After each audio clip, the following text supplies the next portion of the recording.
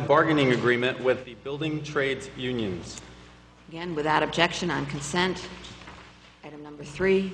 Item number 3, a resolution authorizing the lease of office space for Congressman Tonko's Schenectady office. Without objection, on consent. Item number 4. Item number 4, a resolution approving the 2015 Downtown Special Assessment District budget. Mr. Riggi, roll call. Okay, item number 5. Item number 5, a resolution authorizing the issuance of revocable permit number 588.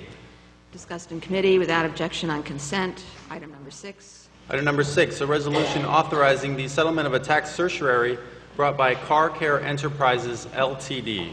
Also discussed in claims without objection, on consent. Item number 7. Item number 7, a resolution authorizing the settlement of a tax certiorari brought by Stockade Self-Service Car Wash. Also discussed in claims without objection, on consent. Item number 8. Item number 8, a resolution authorizing the sale of 1605 Foster Avenue. Also discussed in claims without objection, on consent. Item number 9. Item number 9, a resolution honoring Trusco Bank for the Quackenbush Park improvements. Okay, this will be taken out of order. Ms. Porterfield will present that. Item number 10. Item number 10, a resolution honoring Winifred Eloise Warlock. This will also be taken out of order. Ms. Perazzo will present that. Item number 11. Item number 11, under contract and supply, a resolution awarding a bid for building demolition and debris removal. Also discussed in committee without objection, on consent. Item number 12. Item number 12, a resolution amending Resolution 2014-CS-18. Also discussed in committee without objection, on consent. Item number 13. Item number 13, a resolution amending Resolution 2014-C3-19. Also discussed in committee without objection, on consent. Item number 14. Item number 14, a resolution awarding a bid for fire department vehicles to Steuben Corporation. Also discussed in committee without objection, on consent. Item number 15. And these items were items discussed, yes, in the Claims Committee meeting tonight. Item number 15, a resolution authorizing the transfer of 848 Stanley Street. Okay, discussed in claims without objection, on consent. Item number 16. Item number 16, a resolution authorizing the transfer of 972 Albany Street. Also discussed in claims without objection, on consent. Item number 17. Item number 17, a resolution authorizing the transfer of 1317 8th Avenue. Also discussed in claims without objection, on consent. Item number 18 is being referred back to committee. Item number 19. Item number 19, a resolution authorizing the transfer of 1192 Parkwood Boulevard. Again, without objection, on consent. Item number 20. Yes. A resolution authorizing the transfer of 12 Harvard Street. Also discussed in claims without objection, on consent. And then we have 2 items to be approved by unanimous consent. Item number 14A. Item number 14A, a resolution authorizing the transfer of 6 properties. All right, this is for demolition. Mr. Mudavaran, you move it? Yes. Okay, seconded by Mr. Kosher. All in favor? Aye. Then to move it to the consent agenda. Okay, Mr. Mudavaran, Ms. Perazzo, all in favor? Aye. Okay, item number 14B.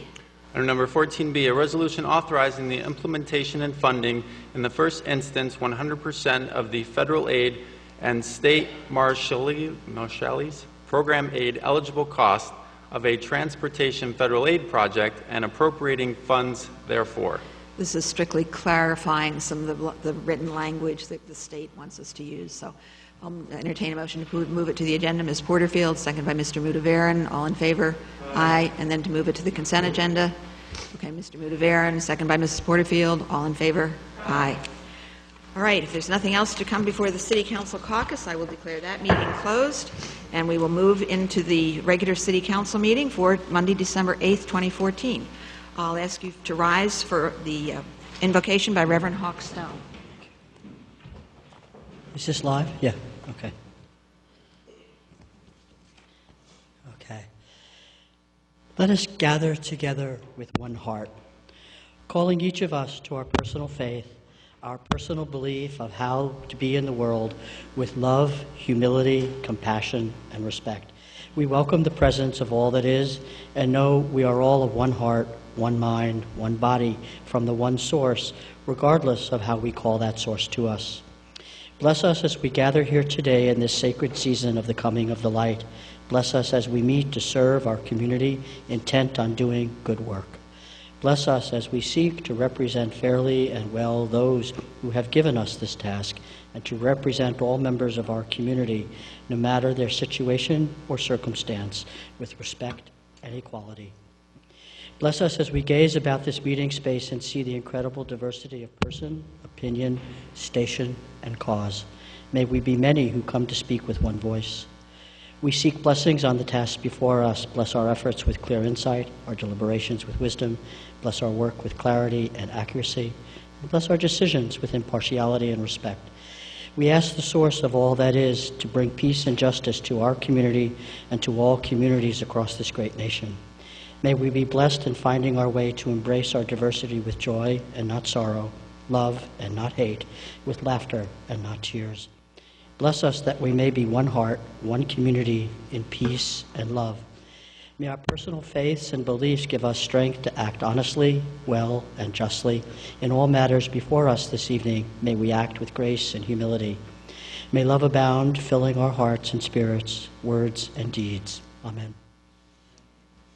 I'll ask John Palomani to lead us in the Pledge of Allegiance. I pledge allegiance to the flag of the United States of America and to the republic for which it stands, one nation, under God, indivisible, with liberty and justice for all. All right, if the clerk would call the roll. Ms. Perazzo? Present. Ms. Porterfield? Here. Mr. Ferrari? Here. Mr. Kozier? Here. Mr. Riggi? Here. Mr. Mudavarren? Present. Ms. King? Present. All right, we have one special presentation tonight. Kelly Gross from the SUNY School of Social Welfare is here to talk about the open enrollment in New York State health systems. Thank you very much. Thank you for the invitation to be here. I am Kelly. I am the director of the University of Navigator program, and our program helps individuals, families, and small businesses enroll in the New York State online marketplace. The thing that's unique about our program is that we help each individual who comes to us think about the healthcare choices that they need to make, the healthcare choices that they've made in the past, and the ones that they want to make in the future. And with that, we're able to walk them through each plan that's available in the marketplace, make some good decisions about their healthcare and about the healthcare plan that they want to choose, as well as understand the tax credits that they might be eligible for. Our navigators are available 7 days a week during the day, in the evening, and on the weekends to help individuals, families, and small businesses navigate the online marketplace so that everyone can get enrolled in health insurance. We are available by calling 442-3854, as well as emailing us at Navigator, Navigator, at albany.edu. And we hope that people will give us a call and ask questions, let us help them figure out what would help them with their health insurance and their health care. Emma is going to, she is a navigator. She also speaks Spanish, so she's going to explain it in Spanish as well. Hola, me llamo Emma Horvath y soy una navegadora del programa Navigator de la Universidad de Albany. Estoy disponible durante la semana, incluso las noches y los fines de semana, para ayudar a personas, familias y pequeñas empresas a averiguar sobre sus opciones de seguros médicos y inscribirse en el mercado de seguros médicos de Nueva York. Podemos asistirles de una manera personalizada y gratuita para encontrar un plan de salud apropiado y económico, incluso Medicaid que es gratis, o créditos fiscales. Ayudamos a la gente a evaluar sus servicios médicos actuales y lo que hace falta para mejorar. Por ejemplo, una pareja que va al médico rara vez seleccionaría algo diferente a lo que una familia con un hijo con asma.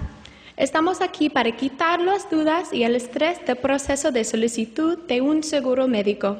Por favor, llámanos a 518-442-3600 3854 o por correo electrónico a Navigator, NAVIGATOR,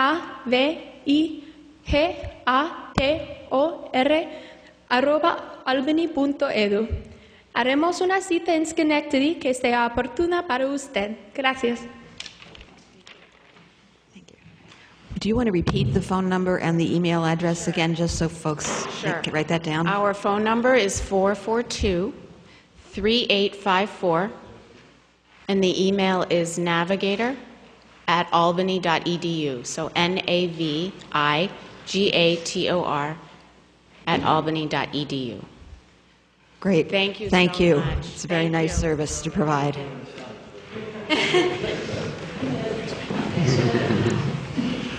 All right, we have two out-of-order resolutions. The first is recognizing Trustco Bank. Ms. Porterfield. I'll invite Mr. Bob Leonard to come forward. And come on inside the rail.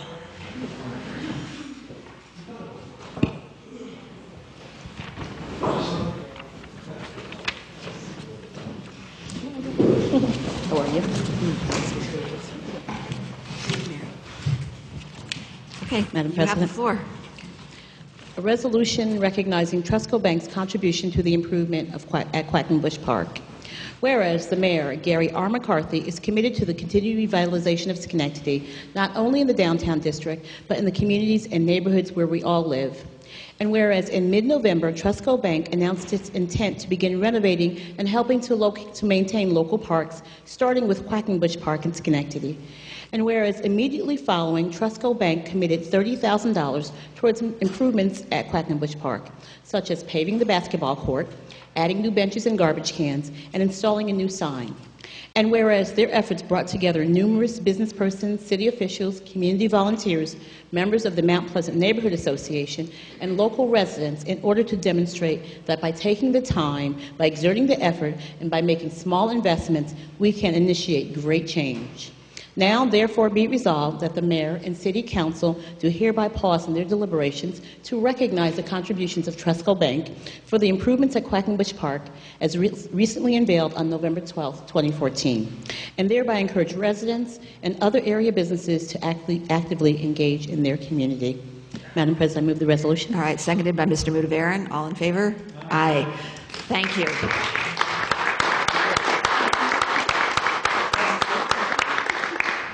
Thank you very much. I'd just like to thank the mayor. He was very helpful in this process. It started, almost a year ago, maybe 9 months ago, and he really put us in the right direction, and hopefully we can keep going forward and more parks. It's a great project. Thank you. Good. Thank you I'd again. just like to say, as Chair of Health and Rec, we look forward to the work in the other parts of the city, and thank you for all your work. You're welcome.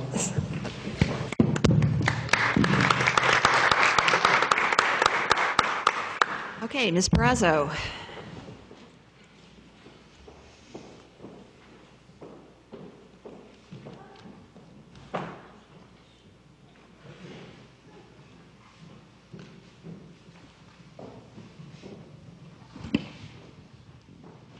Madam President, You have the floor. this is a resolution honoring Winifred LZ, we pronounce the E. Whereas, at the age of 9, the young Winifred LZ began writing short stories, and by the age of 19 wrote her first novel. And whereas continuing her interest in the creative arts, she graduated with a degree in the dramatic arts from New York University and acted for a year with the prestigious Trinity Square Repertory Company in Providence, Rhode Island. And whereas she later married her husband, Robert Warlock, sitting right over there, shyly, and their careers brought them to Schenectady, where they lived and worked for the past 30 years, and also raised their 3 children. And whereas Winifred Elsie Warlock became a published author in 1995 with her debut novel, The Changeling Garden, and whereas her literary career continues to flourish with the publication of her other books, including Threads, If Only, Tilde, Here, Kitty Kitty, Egg, The $83.20 Cat, the Borgia Prince, and the Ghost of Proctor's Theater, which is all true, right?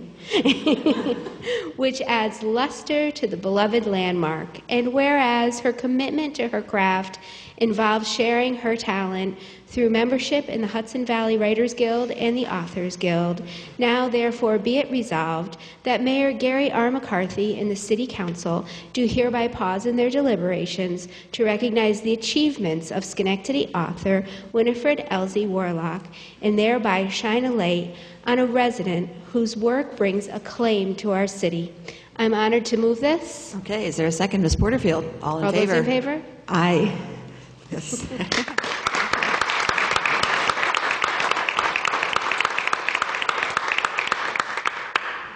Thank you very much, and I'm hoping that this sort of thing will bring attention to books, which tend to get neglected when people are thinking about doing things for the arts, partly because it's hard to know what to do for books. Thank you. Congratulations. I know I have several of your books. I believe some of your books are available in Proctor's, too.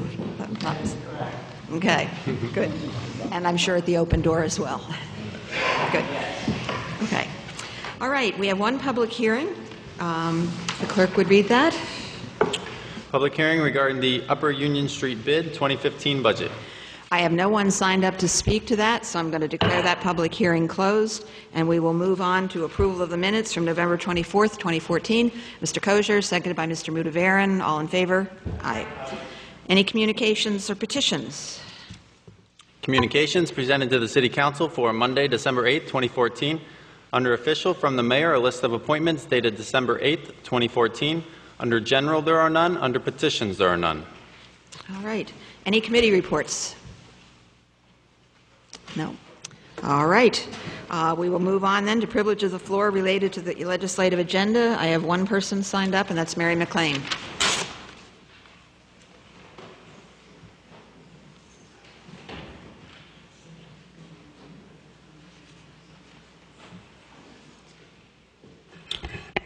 With regard to number 8 on tonight's agenda that deals with the sale of property, I request that in the future the sale price and name of the buyer also be listed on the agenda. I think it is important for taxpayers to know to whom the city is selling city-owned properties. We are told the intent of the sale is to put properties back on the tax rolls, but taxpayers have no assurances that those sales will bring more money to the city. The last time the city revealed the names of deadbeat taxpayers on open stage media, there were as many as 8 properties listed for one owner who hadn't paid taxes on any of them. At a neighborhood meeting, I asked the mayor if the city continues to sell city properties to people who owe back taxes on other properties. He said he didn't know. Such a practice is counterproductive. Item number 2 on tonight's agenda, contracts to give union employees a $4,000 yearly bonus if they waive their city medical insurance. In other words, if the city doesn't have to pay for an employee's coverage, the employee will receive a $4,000 yearly bonus for family plan. Rather than breathe a sigh of relief that the city does not have to add another expense, it is creating one by giving a bonus instead of coverage. The contract applies to couples who work for the city. Does that mean that the councilman who told us his wife as a nurse in the school system will be entitled to the bonus he is being asked to approve of tonight. In either case, they are not entitled to bonuses. Medical insurance coverage is bonus enough, especially Please summarize. when it comes from the taxpayers like the retirees who had their coverage abruptly taken away from them. Thank you. Thank you. I have no one else signed up, so I'm going to declare this portion of the meeting closed. We will move to approval of the legislative agenda. A motion to approve, Mr. Kosher, seconded by Ms. Perazzo. All in favor? Aye. And we have one roll call vote. Item number 4, a resolution approving the 2015 Downtown Special Assessment District budget. Ms. Perazzo. Yes, thank you. I will be voting aye for the passing of the DSAD budget.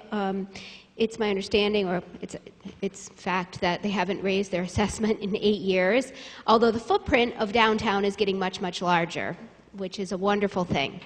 And so we want to increase services throughout the larger footprint of the city. I've gotten feedback, some positive, some negative, but I would say 3/4 to 1/4 positive. So I do want to say that a lot of the feedback that I got came after the public hearing, and I think it's really important when people feel strongly or have an opinion for them to come to the public hearing. That's a really important part of our process, and I just can't encourage people enough to come down and voice their opinion. But I think DSIC is doing a great job, and I know that, you know, increasing costs are difficult, but to run an organization for 8 years with the cost of living increase is just amazing. So I vote aye to the increase, to the budget. Ms. Porterfield. Thank you. I will be voting aye as well,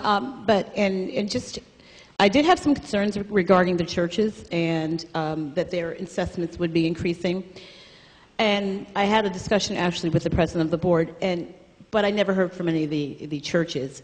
Did hear from them after the fact. So I know that one of the things that we're going to be looking at is next year's budget. But I have to also say that it's important for us to hear ahead of time what the concerns are, or come to the public hearing, contact us individually, because I understand the churches. Basically, their income is from their parishioners, and so, you know, they're limited if their congregation changes and all of that. And I understand they use some of the services downtown, but I think that we could do something about making them exempt, or at least assessing them at a lower rate in consideration of next year's budget. So thank you. I do vote aye. Mr. Ferrari. I am also voting aye on the DSIC budget. Again, as Ms. Perazzo stated, that there hasn't been a budget increase in over 8 years. They're doing absolutely marvelous work, and with the progression that we are continuing, it is important that we also give back to them.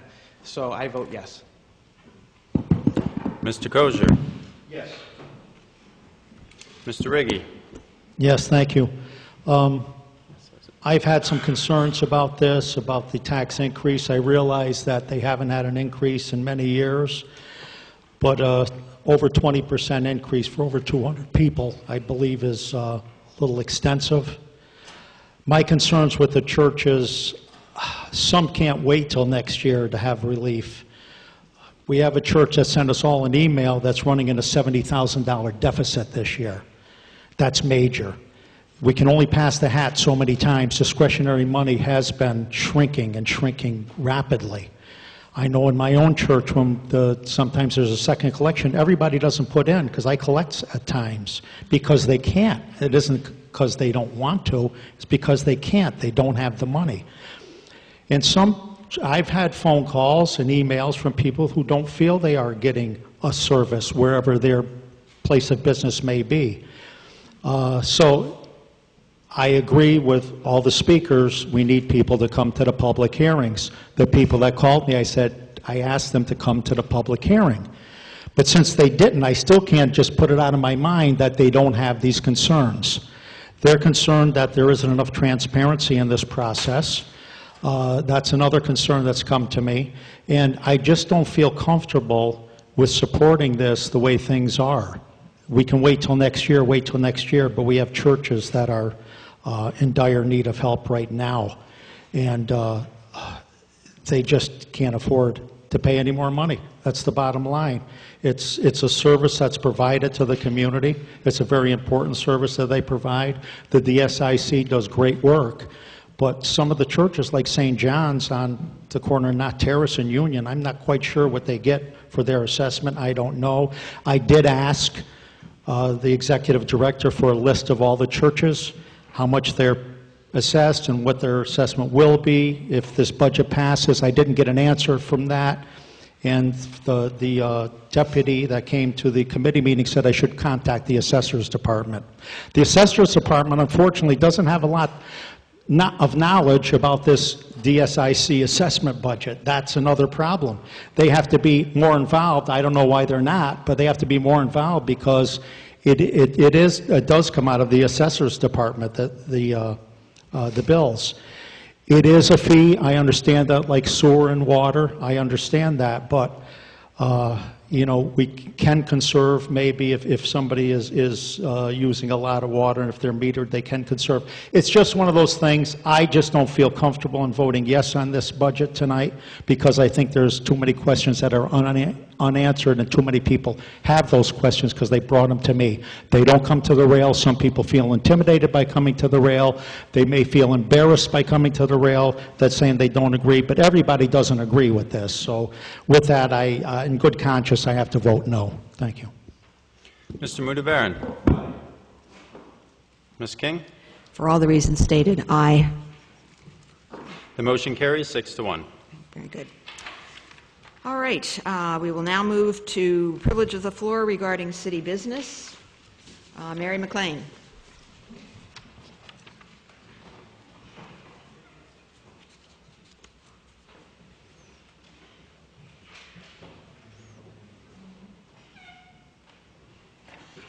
Neither the mayor nor city council has done anything to publicly stress the importance of clean city streets. For the past 3 years, the main streets of Schenectady have been perennially filthy. Downtown is free of litter because money is coming from the private sector to pay workers to clean it. The same thing is now happening on Eastern Avenue. Price Chopper has offered to pay individuals living on the street to clean the litter. It's working. The results are astounding. The positives are coming from the neighborhoods. Mount Pleasant residents have gone above and beyond the call of duty to improve their area. The mayor says the city built the tennis courts, but it was the Mount Pleasant residents who painted the neglected chain link fence. A big job. The mayor says he wants to demolish the dilapidated eyesores, but it was the Mount Pleasant residents who painted 70 fire hydrants in their neighborhoods. They even mowed the lawn in the park. This kind of work is the city's responsibility, not the homeowner. Mount Pleasant deserves all the things they asked for. Please see to it that it happens. In my case, I have spent time on my knees planting flowers and pulling weeds in the island garden. I have bent over to pick up cigarette butts, 20 at a time, with the point of my scissors for over 5 years, all summer long, on Sunday afternoon gratis. While at the other end of Knott Street, the businessman is allowed to earn a profit and run his business like a city dump. Someone finally picked up the sod that was laying on the sidewalk, but left the dirt.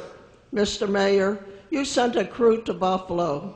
Now please send a crew to Knott Street and Van Rankin Avenue to clean up that messy corner. I refuse to do it. I have been thrown off the ballot 4 times, and I've been passed over 4 times for a city council seat by both Democrats and Republicans. Please summarize. It appears that council seats are for the chosen few. The rest of us have the green light to do all the grunt work in the city. Thank you. Thank you. Joy Hall.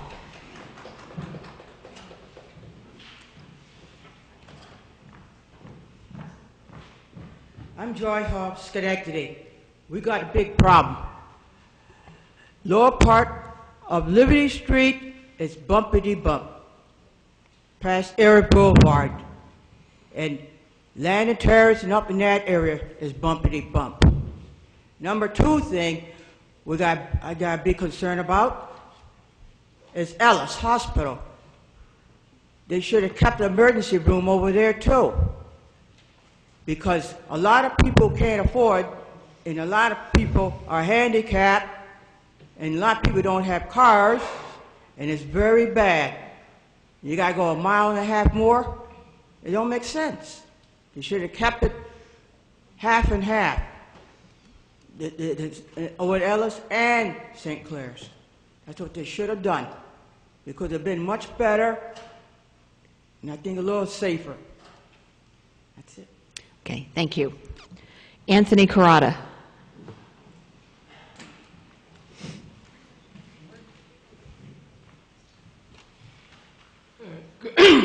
Good evening, Council Mayor. What I'd like to talk about is, I don't know if you all saw in the opinion section of Sunday Gazette from November 30th. There's an article in there that's a big lie. Now this comes from a paper that used to be respectable. The article I'm referring to, I'll just read the headline here. Crime rate down despite appearances. That's a lie. Now, we residents in the 3 most dangerous neighborhoods of the city, Mount Pleasant, Hamilton Hill, and Vale, know this is a lie. And the fact that we know it's a lie, we're just trying to make you city officials and councilors aware, and I know Mr. Rigg has been trying to say this constantly, is the fact that if crime was down as much as City Hall, city officials, and the police like us to know, life in the 3 most dangerous neighborhoods would improve. It has not improved. And the thing is that if crime was down, City of Schenectady would get itself off the 3 lists it's found itself on. That hasn't happened. Thing is this. We residents in the 3 most dangerous neighborhoods, Mount Pleasant, Hamilton Hill, Vale, we are not fearing for our lives. Thing is that we have a problem with 911 and the cops.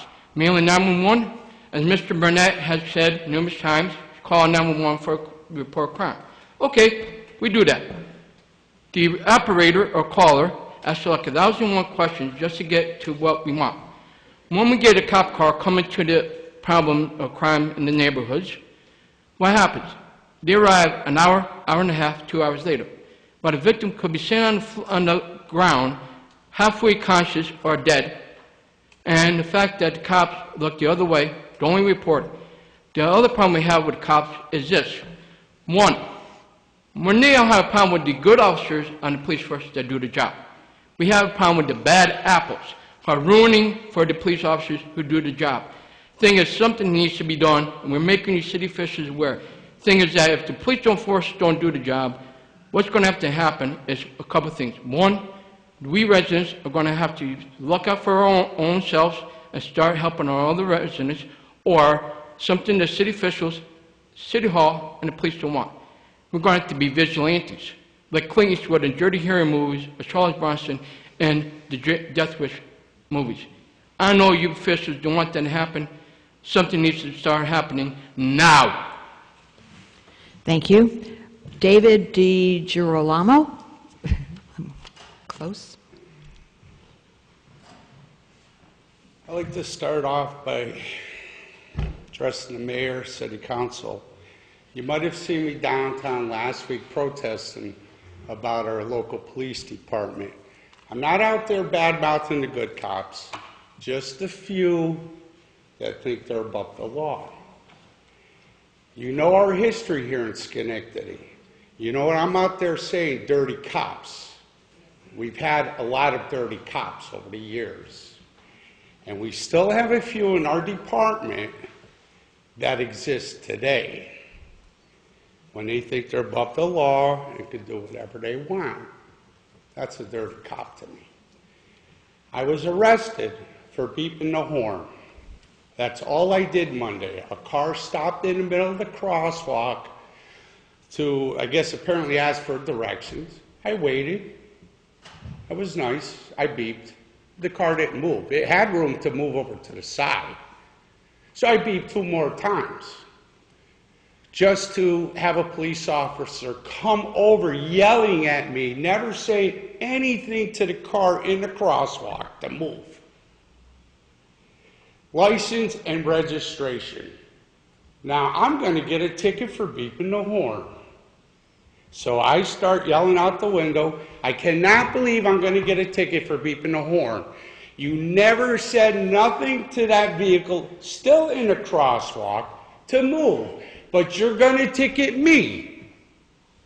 Well, next thing I know, get out of the vehicle. You're being arrested. And when I asked what the charge was, because I was blank, blank, blank. It's on audio.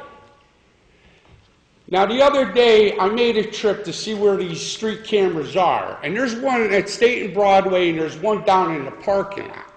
And we all know cameras don't lie. And if you review the cameras, you're going to see exactly what I'm talking about. I was behind that vehicle who was holding up traffic, and the Schenectady police officer never said anything to that vehicle. Now, on the other side of this, I've been harassed. My rights, freedom of speech, have been violated. If you know anything about the HIPAA law, when I was being locked up, I was told I had to release this information, otherwise I would have other charges brought against me. And come to find out, they're wrong. They're wrong. These police officers don't know HIPAA laws. I'm disabled. The way I was treated, I told them I had neuropathy. Sir, I need you to summarize, please. Your time is up. Well, I was threatened that if I didn't get in the back of the seat, I would have the door slammed on me. I mean, this is just totally uncalled for. And you're going to see me out there protesting, because I'd be willing to talk to you, Mayor, Chief of Police, and resolve all this. Remember, dirty cops bring lawsuits. Your time is up, sir. Thank you. We don't need that. They bring lawsuits to the city because of their behavior. Marva Isaacs.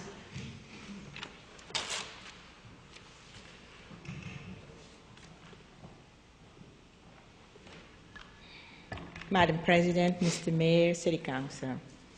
I don't know if any one of you saw that article in the Gazette. It's a cartoon, and which everybody is upset about it. Schenectady is calm. We don't have any problems. We already have problems, and we don't need any more. The article stated, remember, if you're outside and the police is out there, act black. What is acting black means? How should you act? We don't need any more problems. The Gazette need to apologize, and I'm asking everybody that buy the Gazette to boycott the Gazette until they apologize. We don't need any more problems. Schenectady don't have any problems, and we don't need any more. Thank you. Thank you. Tony Bonhomme.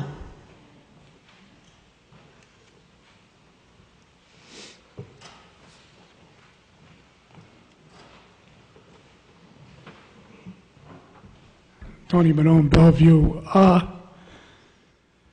Yesterday was 73 years that Pearl Harbor was bombed. Today was the start of World War II, 73 years ago. So I don't remember it. I was 3 years old, but I do remember at Yates School crawling underneath desks in case there was bombs or stuff. And I remember my father saying as I got older that the GE and the ALCO, they might be targets of people, you know. So, Madam Chair, I would like to have a minute of silence for the 2,400 people, service people and civilians who lost their lives in the bombing of Pearl Harbor, plus all other veterans who lost their lives too. Thank you. Thank you. Stefan Kruger.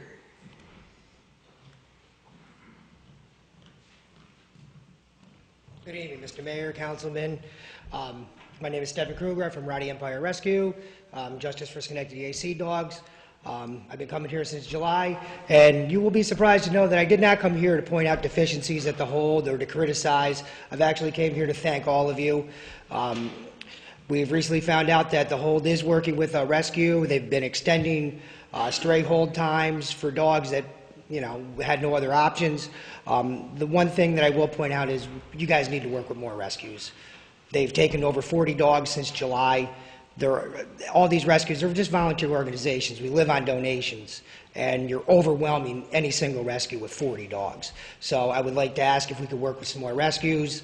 Of course, there's still people that want to have the volunteers in there. We would like to work on that too. But I just wanted to come to thank you, Chief Alvo, Commissioner Bennett, the Mayor, and the City Council. Thank you so much. Thank you. Patricia Smith.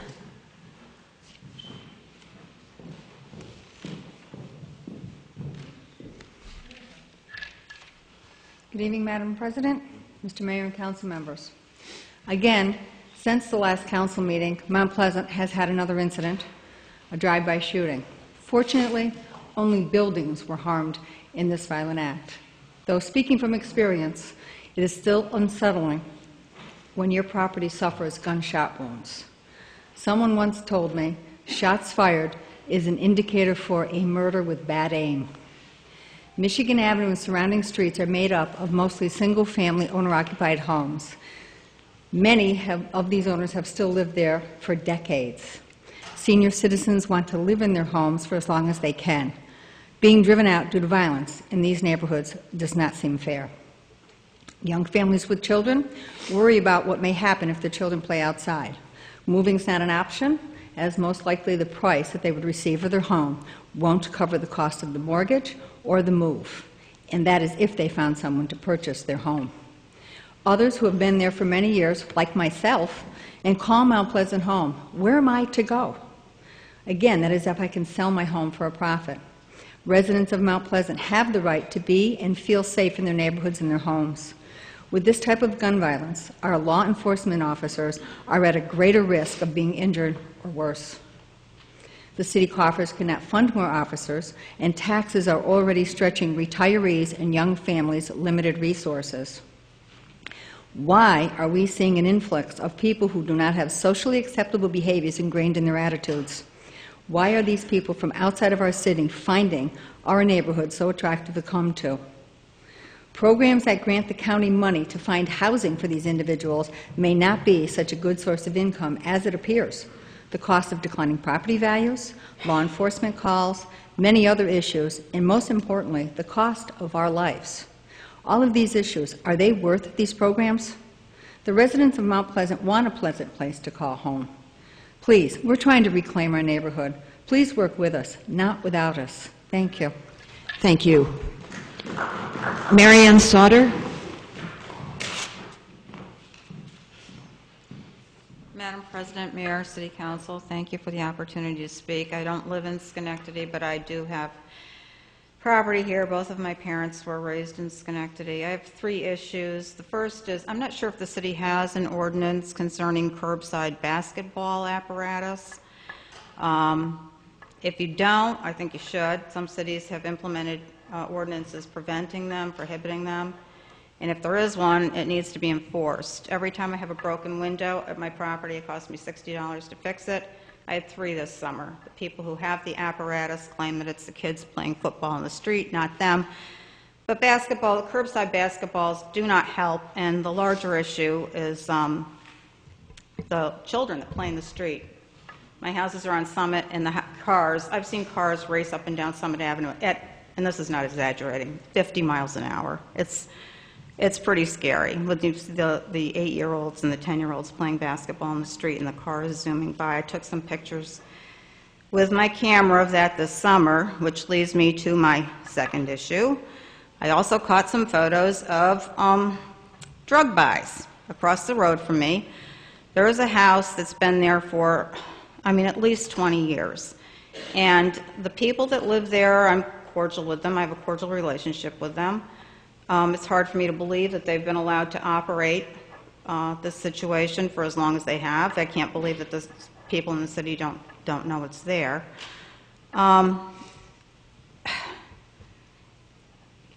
They're not dangerous people, but they do illegal things, and that the illegal activity brings a bad element to the street. I'm not saying that they need to be, like raided and with guns and, all that stuff, but they need to somehow formally and officially be politely asked to find another occupation or be asked to move. I've been putting up with this for 20 years. I've spoken casually to various police officers about it and, get casual replies. It's taken me this long to come forward and please ask to get rid of this. I don't know what to say. They're average, normal-looking people, but they deal pot. They've been doing it for a long, long time. And I guess my point is I'm tired of it.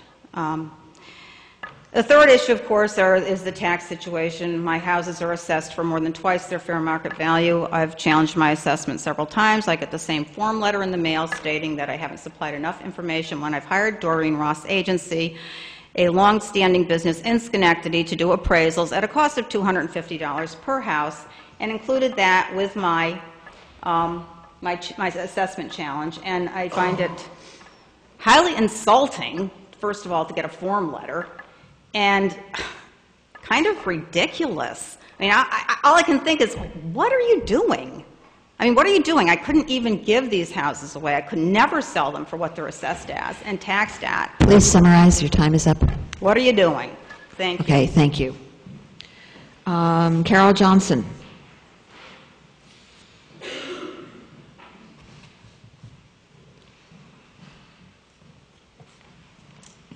Good evening. Thank you for also for letting me speak this evening.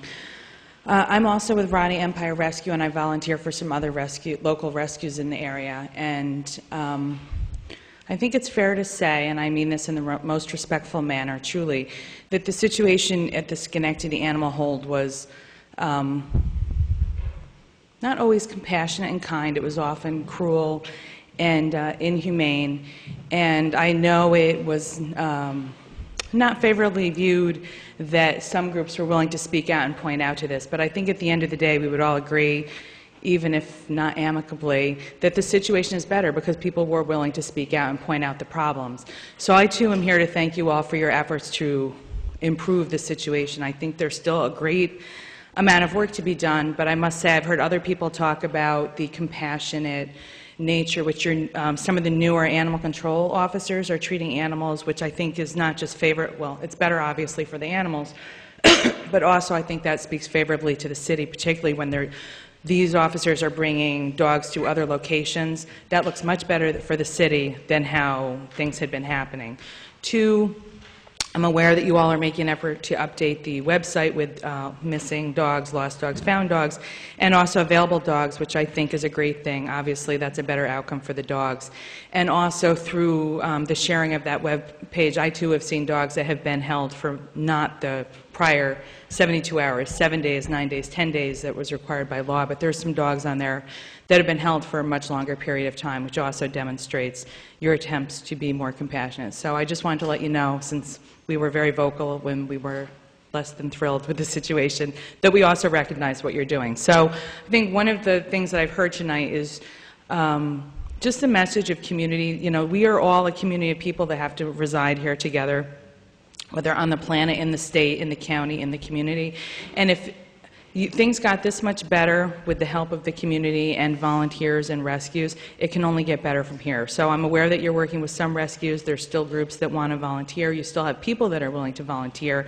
And the progress you've made was not made just by the city. It was made by the community that wanted to help you. So hopefully you all will be continue to be responsive and consider letting more groups assist. Thank you very much. Thank you. Vicki Hurwitz.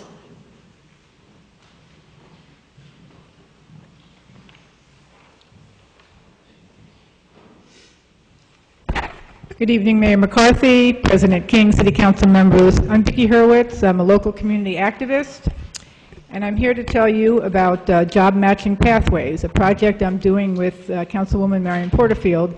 The project is also in collaboration with Better Neighborhoods. The simple purpose of Job Matching Pathways is to help people find jobs. The service is free. We have an office in 920 Albany Street, which is in Hamilton Hill, where the CEFCU branch is. The office hours are Tuesday 10 to 4, Wednesday 12 to 7, and Thursday 10 to 4. The telephone number is 377-4516.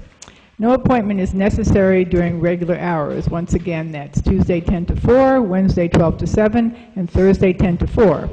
We are offering an individual hands-on approach to helping people find jobs. We have a 60-question test to evaluate clients' areas of strengths, and then we match these strengths with types of jobs that would fit, and then actual jobs that are available. We will also recommend and help clients link up to job training and educational opportunities for targeted career advancement. So Ms. Porterfield and I would like to extend an invitation for everyone to come by, see the office, and if you are looking for work or would like to get a better or different job, come take advantage of this exciting new community-based service. Thank you. Thank you. Colleen Muraise.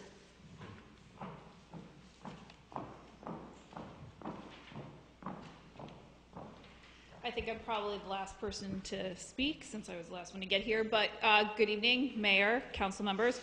I am here just to invite you to this Saturday's City Holiday. It is an event that we put on for the last several years. It used to be called Downtown Schenectady Holiday Open House. We've now changed the name to City Holiday. And it's a really fun family event. All the activities are free. We'll have horse-drawn carriage rides, face painting, all within inside City Hall. There's other community groups like the Schenectady Day Nursery, MySci, that will do kids' crafts and activities that day. It's a lot of fun. It's from 12 to 4, again on Saturday, so I want to take the chance to invite you all. There's also some great partnerships we've had this year. We are partnering with the county library at 2:30. There's going to be a performance of Oliver Twist at the McChesney Room. There's also, in their new expansion in the kids area, they're going to be doing crafts and activities. The Whitney Corner Bookstore will be doing a Dickens stylized Christmas in their facility. And I learned today that Proctor's, with the coming of Elf, will be hosting free movies this Saturday and the next Saturday, but during this Saturday, they're going to be showing 3 different performances of the Polar Express on the main stage, so that's going to be really cool. And also in the GE Theater, there's a bunch of free movies throughout the day, starting with a really weird one that somehow has to do with Martians. Maybe Lisa can say more about it, but it's... So anyway, really fun event. If anybody has kids or knows kids or would like to invite them, the flyers were all distributed to the city school district, but again, it's a really fun event. We even have musical performances by Notre Dame Bishop Gibbons students, and just come on down, bring your family, and enjoy the day and get some festive cheer. And of course, don't forget to shop and dine while you're down here in downtown Schenectady. So here, Ann, take that. Thank you. All right, I have no one else signed up to speak on city business, so I'm going to declare that portion of the meeting closed.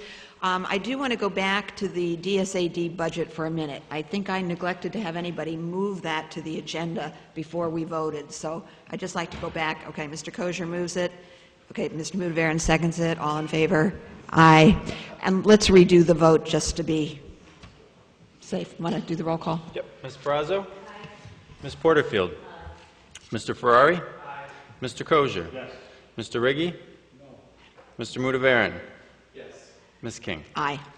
Thank you. Okay, we will now move to miscellaneous business of the council.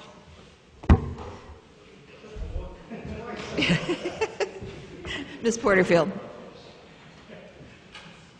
Thank you. Thank you. And first of all, I just wanted to follow up on what Vicki Hurwitz came up to talk about. We've only been doing this for a couple months active, but there have already been people who have come to us and have found employment. So please come on, because our goal is really to make sure that people are able to find employment based on their skills, abilities. The other thing I wanted to announce that the Affirmative Action Advisory Board continues to meet, and on December 18th, Thursday, next week from this Thursday, at 6 p.m. in room 110, they're going to be doing a training on affirmative action, and it is open to the public. So anyone that's interested in that, please attend and find out what the rules and regulations are, and anything else especially if you're running a business and you want to make sure that you're meeting the goals. The other thing I just want to talk about is something that's it's all over the country, and even though it's not affecting us locally, it's something I think that we all are hearing about on the news, and it's something that needs to be discussed. And basically it has to do with race and law enforcement in America. We haven't had anything happen here. That's absolutely true, but it doesn't mean it's not impacting our community in some way.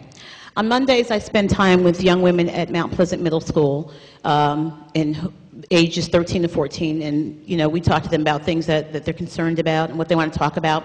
And at that age, you don't think it's things that are really major, but one young lady a couple of weeks ago said, well, what do you want to talk about? And the first thing she said was that a 12-year-old boy got shot. Well, how do you talk to a young child about something like that? When I was that age, that was certainly not something that was that concerned me, because it didn't happen in my life, but it's happening in young people's lives today. There's been, the Friendship Baptist Church has already done 2 sessions a while ago, and the police chief was there, regarding law enforcement interaction with the minority community. And also there was a sorority that did that, and this was prior to all that's going on right now. And there was also a sorority that did that as well. So this conversation was already taking place, but now I think it's more important than ever that we, as a community, begin to have a conversation about it. And let's just talk about it.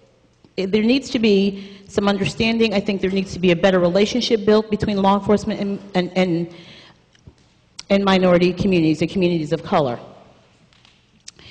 And I really thought all of these things before I even saw the editorial in the Gazette, for those of you that didn't see it on Saturday. I was truly upset by this. And it's really no joking matter. And what it says is, it's a father talking to his son, and both of them are portrayed as being African American or people of color. Let's just remember, if you're outside and the police stop you, try not to act black. There's really nothing funny about that at all whatsoever. And do we need to talk about it? Absolutely. But it does not need to be done in a mocking way, and that's how I see this. So these groups that have done things before, I've already reached out to them for us to come together again and to talk, and to also invite a group that works with young boys, because whether we want to talk about it or not, it impacts our young people, and we need to have a discussion about it. I strongly feel that, and I will continue to move that forward. I would certainly want the city to be a part of that discussion, because the people that we're talking about live in our city, and it doesn't make sense to have things talked about out in the community, have things simmer, and not just brought forward and talked about. Everybody needs to know where everybody stands. We've done this before, and I think there's been some good outcomes where people have been able to say to a police officer, why did you stop me? And what did you see? And the police officer is able to explain from his perspective what he sees. So there becomes a better understanding. And so I think it's really important, especially in light of what's happening here today in America, and there's nothing wrong with talking and to making sure that everybody understands everybody else's position.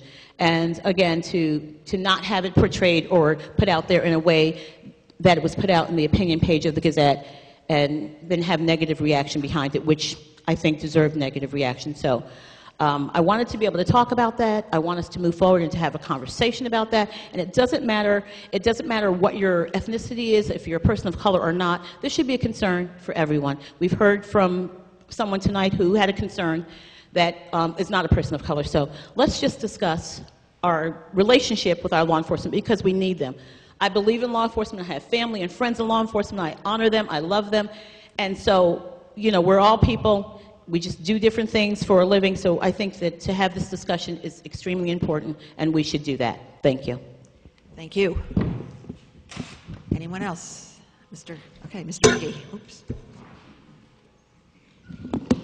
Thank you, Madam Chair. Those are some real good points that Ms. Porterfield brought out.